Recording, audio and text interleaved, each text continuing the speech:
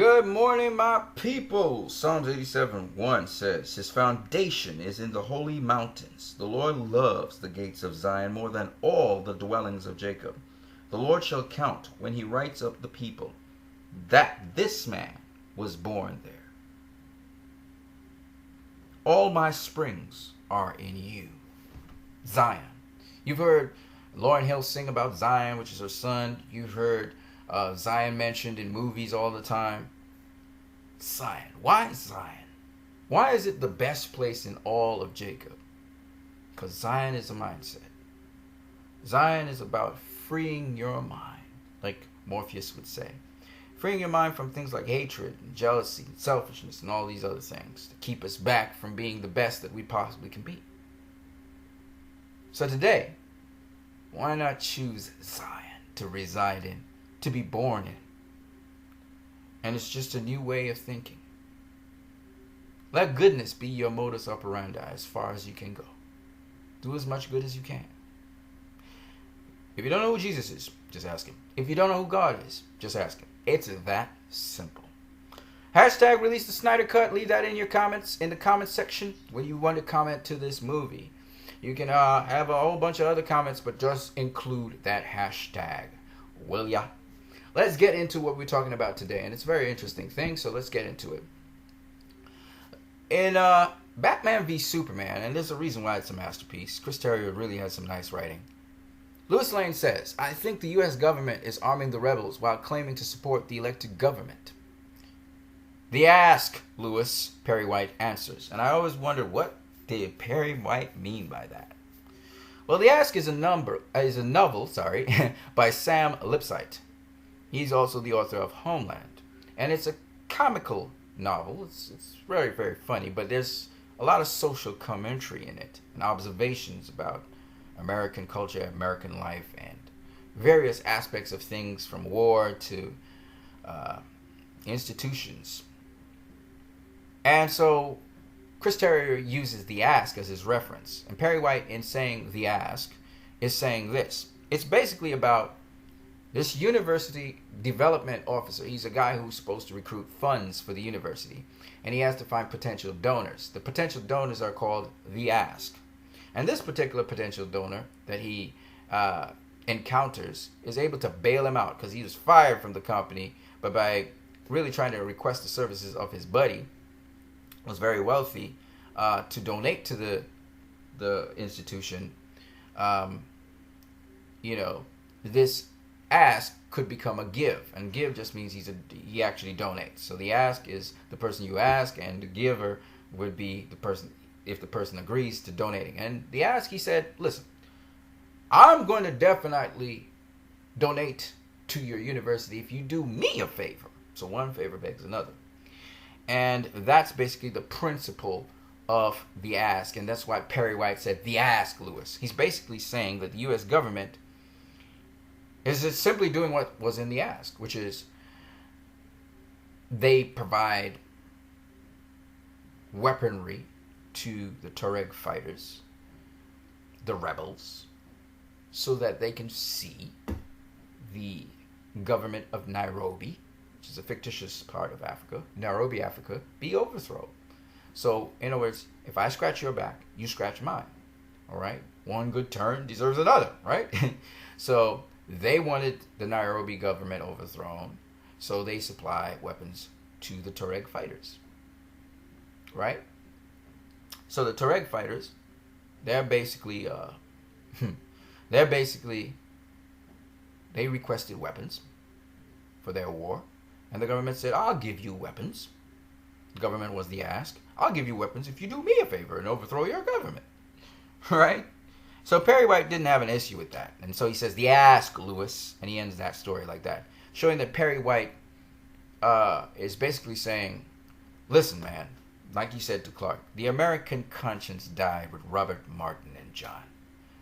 So people don't care about, ethics. So while you're thinking, I think the U.S. government is arming the rebels while claiming to support the elected government, so what?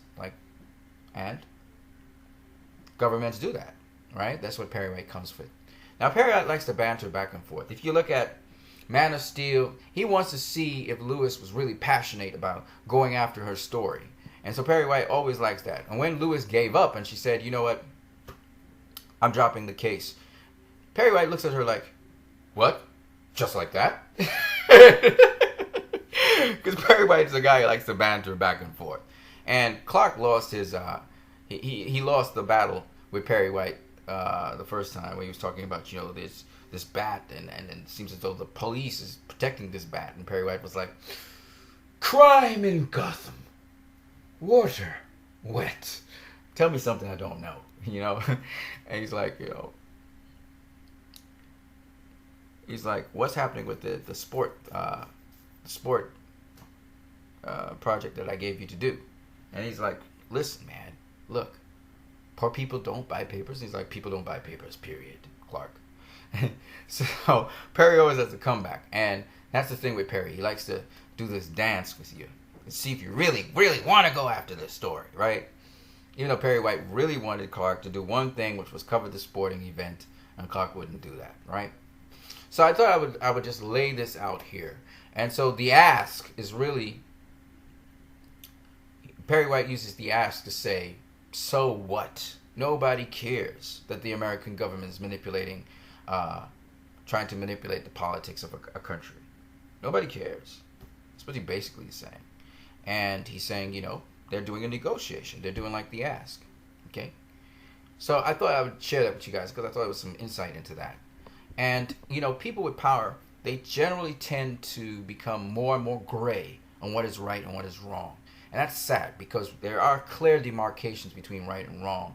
And we need to have moral integrity to keep that. But it's interesting that that same kind of ask moment that Perry described, you know, where one hand helps another, was seen in Suicide Squad. It's morally not exactly right. I'll show you what I'm talking about. So Amanda Waller gives Bruce Wayne the metahuman files in exchange for concealing her mess in Midway City. She was like, if the most powerful people find out what really happened in Midway City, my head will be on a pike. And Bruce is like, okay, consider you protected if you deliver. And she was supposed to give him the metahuman files. And just interesting to see Bruce in the background. He's kind of gray on certain issues, you know. And I just thought that was interesting. You know, we always think of Bruce as the straightforward, straight cut kind of guy, but he's not always straight cut. You know what I mean? And I just thought that was interesting. And that's another compromise situation. Again, it's always these people with power seem to always compromise certain things.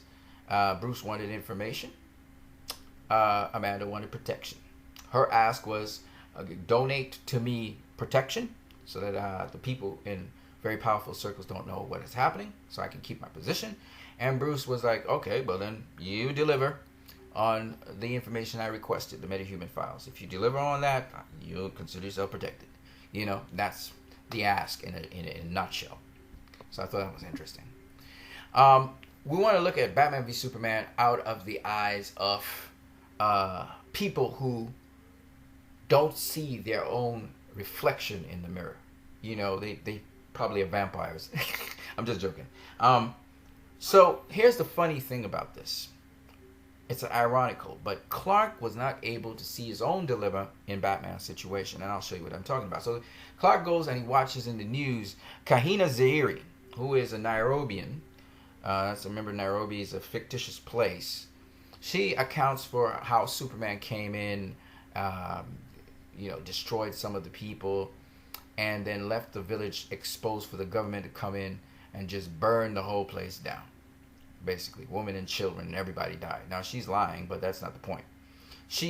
The reporter now says to her, "What would you like to say to him?" And she says, "Well, Superman is a hero, but to whom? Who is he a hero to? Because I would like to look him in the eye and ask him about my parents. Do you think they had dreams? And I would like to look him in his eye and ask him who he decides lives and who he decides dies." And that's a fair statement. I mean, as a superhero, you can't save everyone. So how do you decide who you save and who you don't? Now, of course, we know Lex Luthor was manipulating the background. But the point is, it's an interesting question, which Superman hears. He hears Ziri say this to the reporter.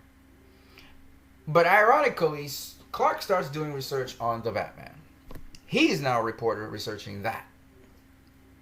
He's on the other side as the interviewer who was interviewing Ziri. And it's so funny, he's being investigated as Superman, but he cannot understand that he's doing the very same thing to Batman that's happening to him. And he goes and he investigates the case, and he's looking at this guy who was in prison, who got killed because he had the mark of the bat, and he meets his girlfriend, Miss Santos, and she tells him, they know the mark all over. Guards don't care. Bat's the judge. One man decides who lives. How is that justice? That's the exact case scenario. Superman in the public eye, certain people, is now being portrayed as someone who decides who lives and who dies. And here Superman is investigating the Batman, and in the public eye of some people, again, it's in the public eye of Gotham especially, it's perceived that he is the judge, and he's deciding who lives and who dies by putting a mark of the bat on them. And while we know in the background Lex Luthor was manipulating these scenarios to have Superman look at Batman a certain way, have Batman look at Superman a certain way, it's very interesting that these people couldn't see their own situation.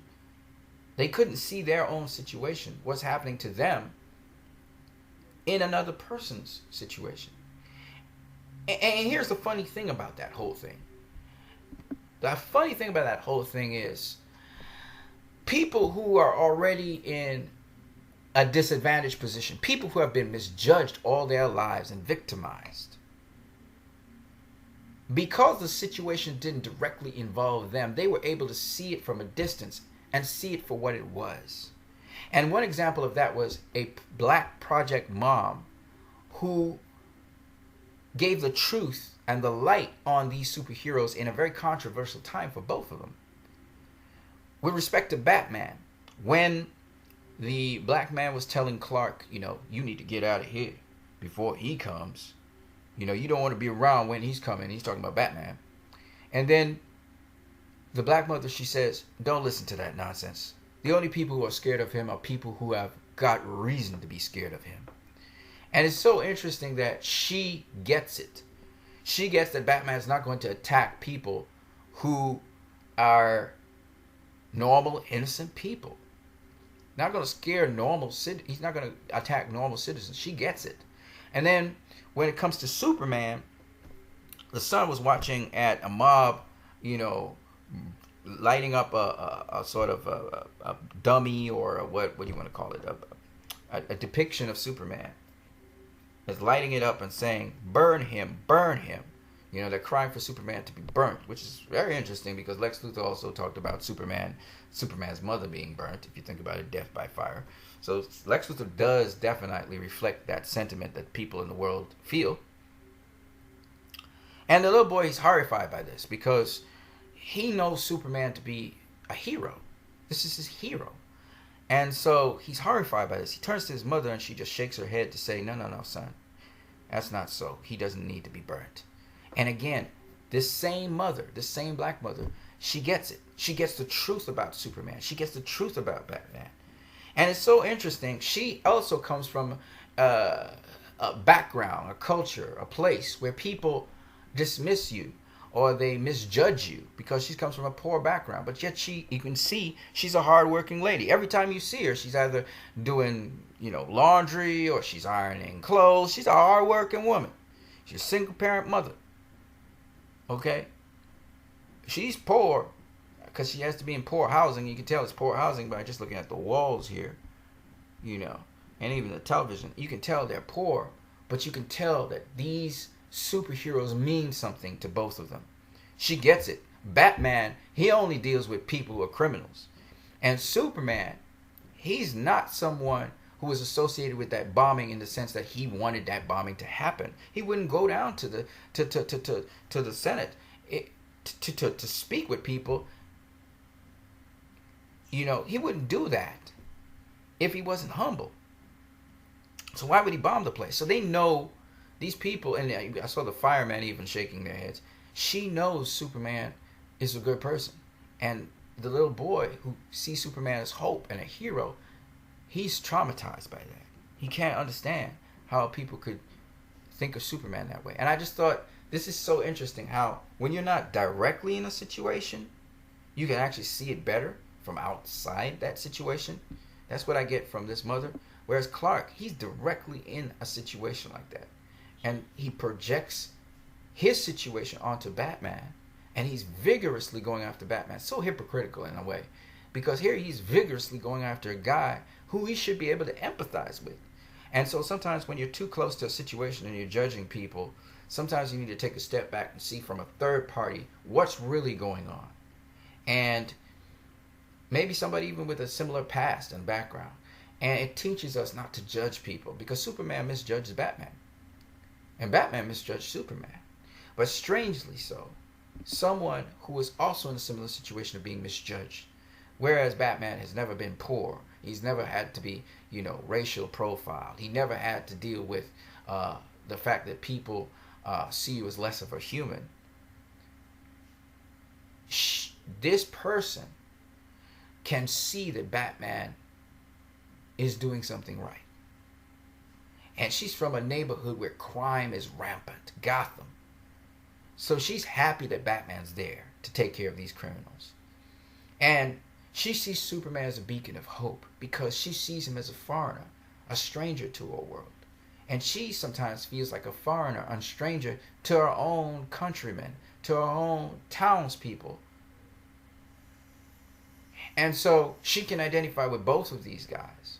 And she can see the truth in the situation. I just thought it was really awesome to see that. So I wanted to share these videos with you guys. And the mindset of Zion is one in which it frees your mind up to see the truth.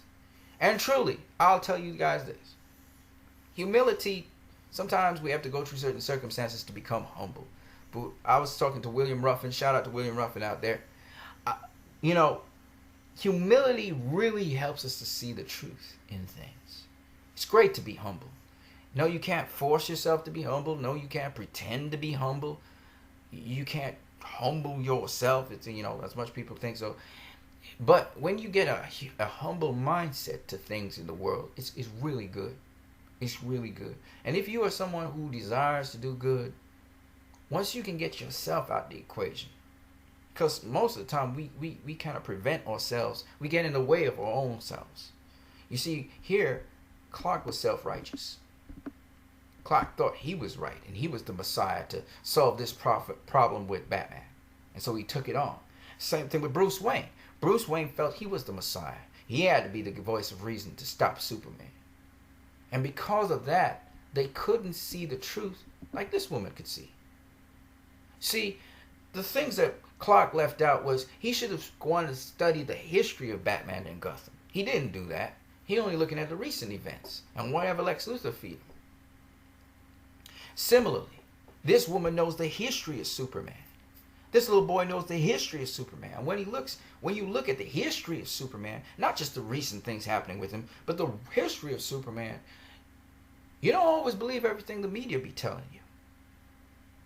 And I know that since the Matrix, a lot of people's eyes have been open to the world and how it operates and runs. I know all kinds of theories out there, I know. And so people don't always take everything that the media tells them as truth. And you have to be able to make up your own damn mind. I'm quoting the Matrix over and over again. And we will be doing a hangout on the Matrix and how it influenced these DCEU movies. Because I do believe that the Matrix was a revolutionary trilogy, not just the Matrix the movie, but also the Matrix trilogy itself is very informative. It's also a very opinionated film from the Wachowski brothers. They were the Wachowski brothers at the time. They're now the Wachowski sisters. And so I just wanted to leave that with you guys. I hope you enjoyed this video. Leave your comments in the comment section below. Remember, for every comment that you make, you must also put at the end #release the Snyder Cut. We're pushing for the Snyder Cut. This is why you want to have a Zack Snyder cut. So I did most of my stuff from BVS. It kind of trickled over into Suicide Squad. It does trickle over also into Justice League because, in a way, not in quite the way that Perry White says, in Justice League, Bruce Wayne actually he basically asks members of the Justice League to join the team. So he's looking for donors into his team. So it's not exactly like The Ask, the book, the novel, but it's kind of like that. And so it's very interesting how they react to that, and they try to negotiate mutual benefit. Like, for instance, Cyborg, it becomes mutual benefit when his father is kidnapped. Aquaman, it becomes mutual benefit when the mother box in Atlantis is taken away from him. For the Flash, he wanted friendship, so it was a mutual benefit, So it is kind of like The Ask when they agree, All right, guys. I hope you enjoyed this video. You guys have a great one.